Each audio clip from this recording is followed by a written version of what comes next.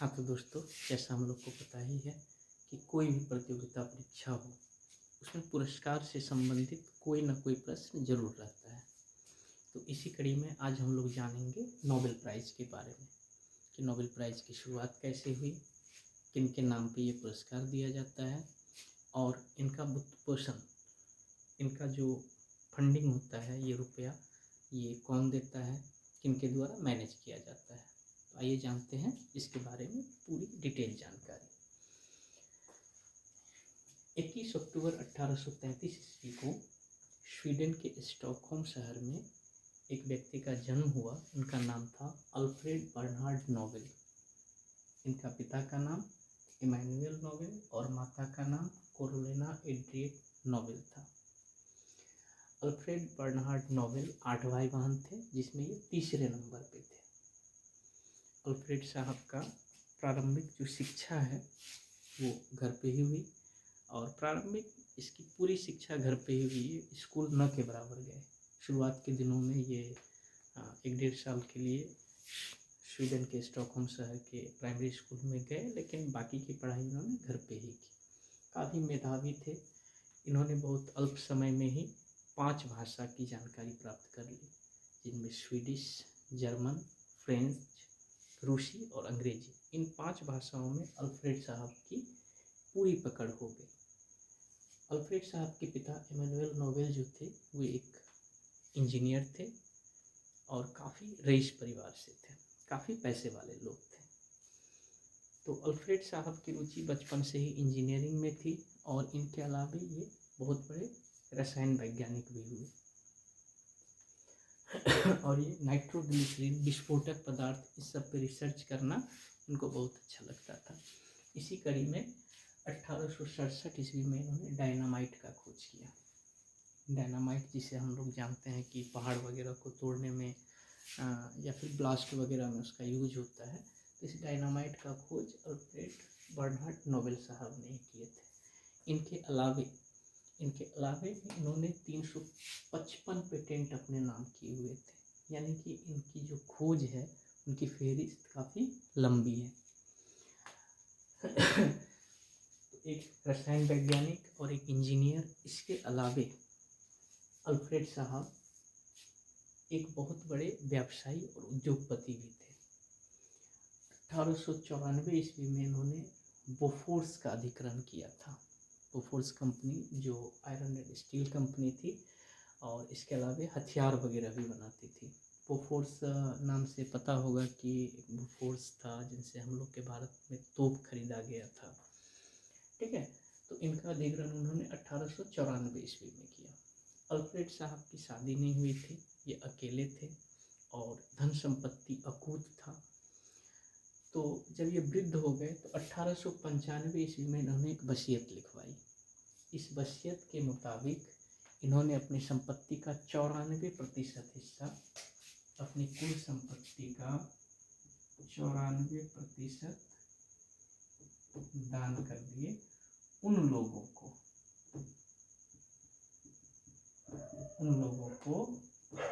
जो इस वर्ष रसायन शास्त्र,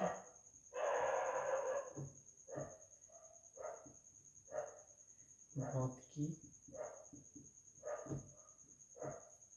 चिकित्सा, साहित्य और शांति,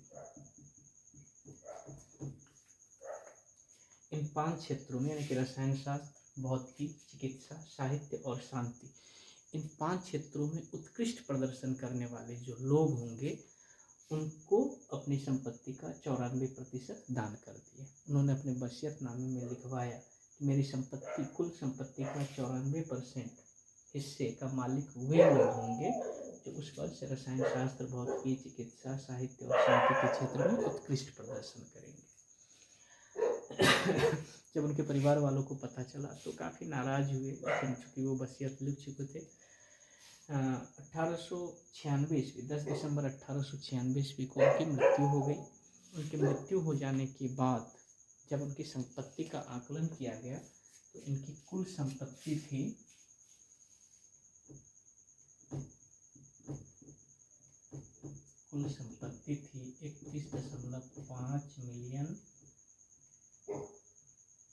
Swedish krona. 31.5 million Swedish krona उनकी कुल संपत्ति थी, जो कि उस समय काफ़ी बड़ा रकम होता था। इनकी मृत्यु के बाद 29 जून 1900 ईस्वी को नोबेल फाउंडेशन का गठन किया गया, जिन्होंने इस पैसे को निवेश किया और निवेश करने के बाद उससे जो ब्याज आता है, उस ब्याज की राशि से रसायन शास्त्र, भौतिकी, चिकित्सा, साहित्य और शांति, इन 5 क्षेत्रों में उत्कृष्ट प्रदर्शन करने वाले जो लोग होते हैं उन्हें ये पुरस्कार दिया जाता है।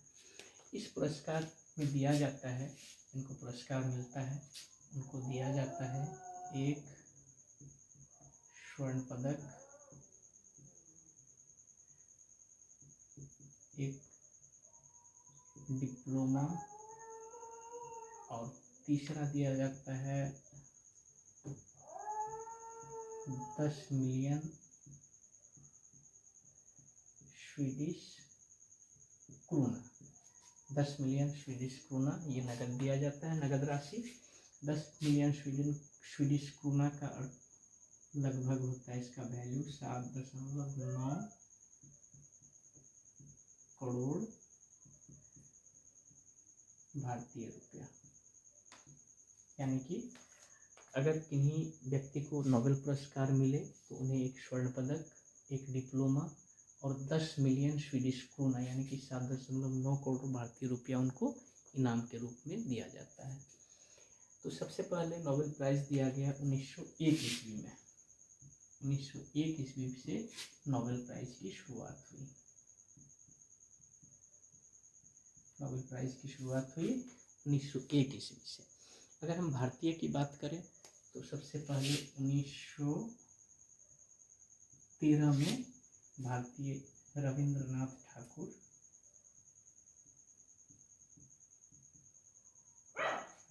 ठाकुर को गीतांजलि के लिए नोबेल पुरस्कार मिला। 1968 ईस्वी में आकर के स्वीडन का जो सेंट्रल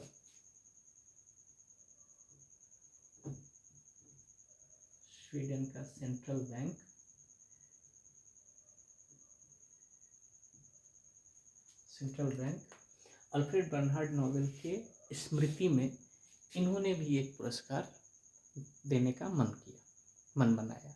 तो इन्होंने अर्थशास्त्र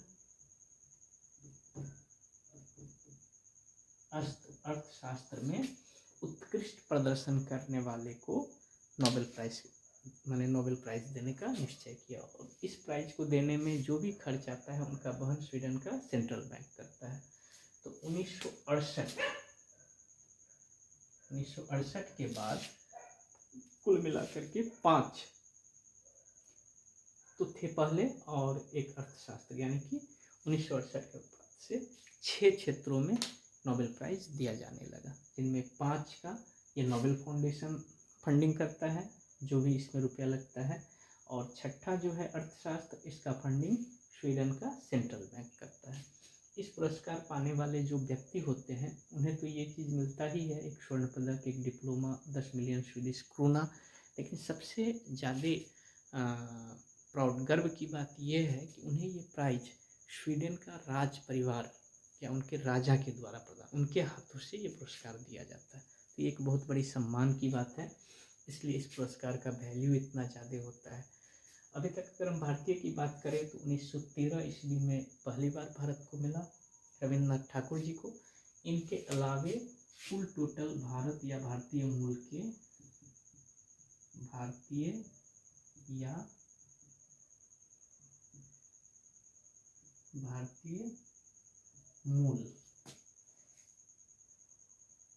के 11 लोगों को मिल चुका है पुरस्कार। अब तक भारतीय मूल के 11 लोगों को ये पुरस्कार मिल चुका है। और अगर हम पूरे विश्व की बात करें तो पूरे विश्व में अभी तक 965 लोगों को मिल चुका है। इसके अलावा 27 संस्था, यानी कि अभी तक पूरे विश्व में 1901 से लेकर के 2023 तक 965 लोग और 27 संस्था को नोबेल प्राइज मिल चुका है। और इसमें जो भी राशि, जो भी ब्याज, माने जो भी धन इसमें होता है, ये नोबेल साहब द्वारा जो 94% हिस्सा दान किया गया था, उसे जो निवेश किया हुआ है, उसके ब्याज की राशि से इसका भुगतान होता है। तो आज के नोबेल प्राइज़ के बारे में उम्मीद करते हैं टोटल चीज़ हम बताने में सक्षम हुए हैं। उम्मीद करते हैं आप लोगों को अच्छा लगा होगा। चलिए, इसी तरह से आप लोग अपना प्यार बनाए रखिए। धन्यवाद।